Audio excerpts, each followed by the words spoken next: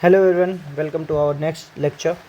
हम लोगों ने प्रीवियस लेक्चर में design strength of welded joint देख लिया था, तो एक बार क्विक रिवीजन कर लेते हैं उसका, फिर आगे बढ़ते हैं। तो देखिए, हम लोगों ने तीन तरीके की वेल्डेड जॉइंट देखे। पहला था बट जॉइंट, जिसमें दो थे, सिंगल साइड वेल्डिंग और डबल साइड वेल्डिंग, या डबल साइड जॉइंट ना, ये डबल साइड वेल्डिंग है। ठीक है। तो सिंगल साइड वेल्डिंग में हम जो इफेक्टिव साइज ऑफ वेल्ड ले रहे थे वो 5/8 टाइम्स टी मिनिमम ले रहे थे, 5/8 टाइम्स टी मिनिमम। तो जो एरिया बन रहा था B into 5/8 times T minimum into F Y upon gamma M W. Double side welding में बस एरिया का अंतर ही था, B into T minimum. Total मान ले रहे थे कि टोटल थिकनेस तक वेल्डिंग पहुंच गई है, तो B into T minimum into F Y upon gamma M W. Fillet welding की बात की है तो फिलेट वेल्डिंग में हम लोगों ने कंसीडर कर रहे थे कि शेयर की वजह से फेलियर हो रहा है, इसीलिए F U upon √3 into gamma M W permissible strength आया, और जो इफेक्टिव एरिया थी वो K S into L effective आया, where K S represent effective throat thickness, उसमें से भी के जो है effective throat thickness coefficient, S जो है size of weld, L effective जो है effective length of the weld, ये जो है effective length of the weld है।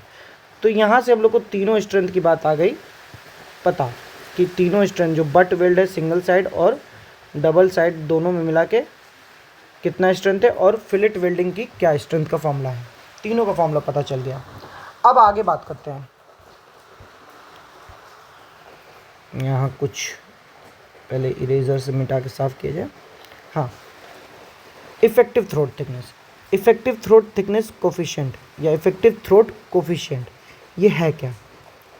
ये जो हम लोगों ने बात किया कि ये जो साइज ऑफ वेल्ड आ रहा है के एस, उसमें जो के की वैल्यू है वो हमारा इफेक्टिव थ्रोट कोफिशिएंट है। उसकी वैल्यू डिपेंड किस पे कर रही है? उसकी वैल्यू डिपेंड कर रही है फ्यूज़न फेसेस के बीच में जो एंगल बन रहा है। अब ये फ्यूज़न फेसेस है क्या? ये एक फेस, ये एक फेस, इन दोनों को मिलाने में जो एंगल बन रहा है that is your fusion face angle. ठीक है, तो इसके बेसिस पे डिपेंड कर रहा है इफेक्टिव थ्रोट कोफिशिएंट। बारी बारी देखते हैं।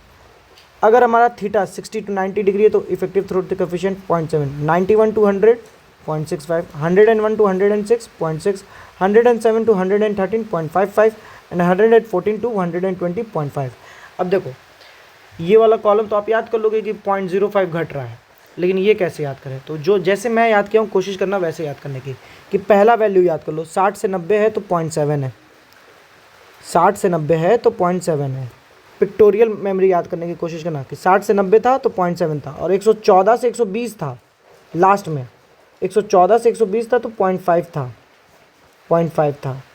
और एक बीच वाला ये कि 106 जहाँ था वहाँ पे 0.6 था, 106 जहाँ था वहाँ पे 0.6 था। तो बाकी याद हो जाएंगे, 60 से 90 0.7, 91 से 100 0.65, 101 से 106 तो 106 के साथ 0.6, और 107 से 113 0.55, और 114 से 120 0.5। तो ये इफेक्टिव थ्रोट कोफिशिएंट हो गया। अब साइज़ ऑफ वेल्ड की बात किया जाए तो साइज़ ऑफ वेल्ड में हम लोग को दो बातें ध्यान रखनी है, मैक्सिमम और मिनिमम।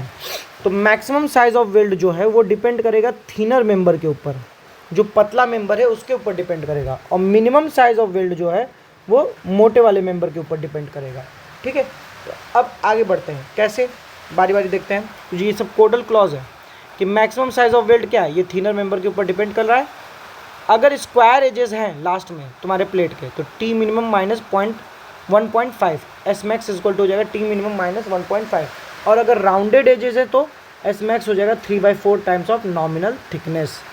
बात करते हैं मिनिमम साइज़ ऑफ वेल्ड की, तो minimum size of weld thicker member के ऊपर डिपेंड कर रहा है, थिकर मेंबर के ऊपर डिपेंड कर रहा है। तो different thickness of thicker member, 0 to 10 तो 3 mm का वेल्डिंग, 10 to 20 तो 5 mm की वेल्डिंग, 20 to 32 6 mm की वेल्डिंग, और 32 से ज़्यादा तो 8 mm for first run and 10 mm for final run.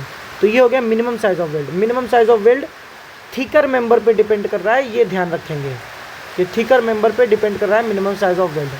हो सकता है शायद मेरी आवाज़ आज अच्छी ना आ रही हो, क्योंकि मेरे साइड लगातार सुबह से बारिश हो रही है, तो प्लीज़ थोड़ा कोऑपरेट करिएगा। मैं कोशिश करूँगा कि जल्दी कोई एक माइक ले लूँ जिससे अच्छे से रिकॉर्ड हो सके। तो आगे बढ़ते हैं अभी फ़िलहाल के लिए कि थिकनेस ऑफ थिकर मेंबर भी हो गया। अगला था कि इफेक्टिव लेंथ होता है L effective equal to L0 - 2h। अगर ये मान लें दो प्लेट है, पूरा जो लेंथ है वो L0 है, और अगर ये एस एस इतनी डिस्टेंस हो रही है तो ये जो इन दोनों के बीच में लेंथ है एल इफेक्टिव होगा।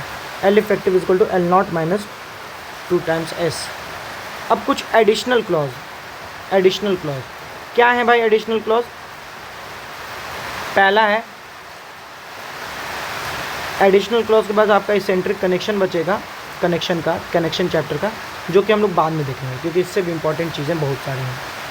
तो देखिए पहला क्या है कि एल इफेक्टिव एक तरह से, या मिनिमम लेंथ ऑफ वेल्ड, उसका क्लॉज 4s और 40 दोनों में से जो मैक्सिमम हो। मिनिमम जो आ गया तो मैक्सिमम वाला यहाँ आएगा कि मिनिमम लेंथ ऑफ वेल्ड जो होगा 4s या 40 दोनों में से जो मैक्सिमम हो। Minimum thickness of plate 6 mm अगर मेंटेनेंस कर सकते हो तो, नहीं कर सकते हो तो थोड़ा मोटा प्लेट लगाओ 8 mm का। Minimum thickness of plate 8 mm if maintenance is not possible. बात करें ओवरलैप ऑफ द प्लेट की तो 40 और 40 mm ये बात आ गई।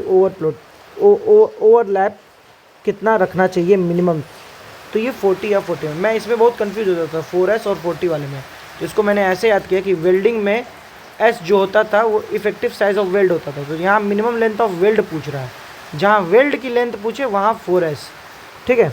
और अगर जहाँ ओवर प्लेट ऑफ प्लेट्स आ रहा है तो वहाँ 40, क्योंकि थिकनेस जो है प्लेट की होती है। आगे बात करते हैं इन रिटर्न। अब इन रिटर्न क्या है भाई?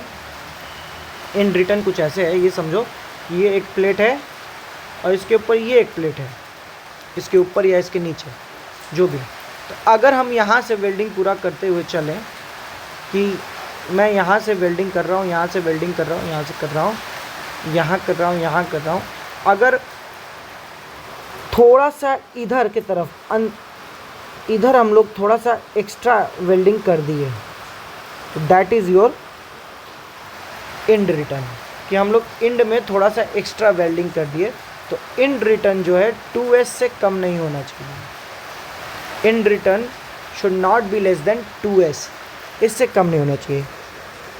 फिर बात आती है प्लग या स्लॉट वेल्डिंग। प्लग या स्लॉट वेल्डिंग क्या है? जैसे कि एक ये प्लेट है, एक ये प्लेट है। अब इसको पूरा हम वेल्डिंग कर दें तो भी क्या कहते हैं हमारी जो वेल्डिंग की रिक्वायरमेंट है वो पूरी नहीं हो जाएगी।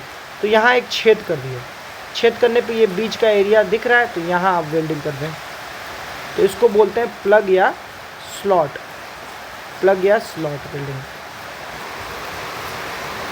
ठीक है। तो इसमें जो इसका डायामीटर है, प्लग या स्लॉट वेल्डिंग का जो डायामीटर है वो कितना होना चाहिए? वो 3T और 25 mm, इन दोनों में से जो दो बड़ा है उससे कम नहीं होना चाहिए। मतलब डायामीटर जो है वो should not be less then 3T और 25 mm। और ट्रांसवर्स वेल्डिंग जो होता है वो लॉन्गिट्यूडनल वेल्डिंग से मजबूत होता है। कहीं कहीं पे परसेंटेज भी दिया रहता है लेकिन उसको याद करने की ज़रूरत नहीं, फिर भी जान जाओ 25 से 30% ट्रांसवर्स वेल्डिंग मजबूत है। अब ये ट्रांसवर्स वेल्डिंग है क्या? अब तुम यहाँ देख रहे हो जो ये वेल्डिंग है ये तुम्हारा अलोंग द लेंथ है तो ये लॉन्गिट्यूडनल वेल्डिंग है, और ये जो वेल्डिंग है ये तुम्हारा परपेंडिकुलर टू द डायरेक्शन है तो ये ट्रांसवर्स वेल्डिंग है। तो यहाँ हमारा वेल्डिंग भी एक तरह से ख़त्म, उसके क्लॉज भी ख़त्म।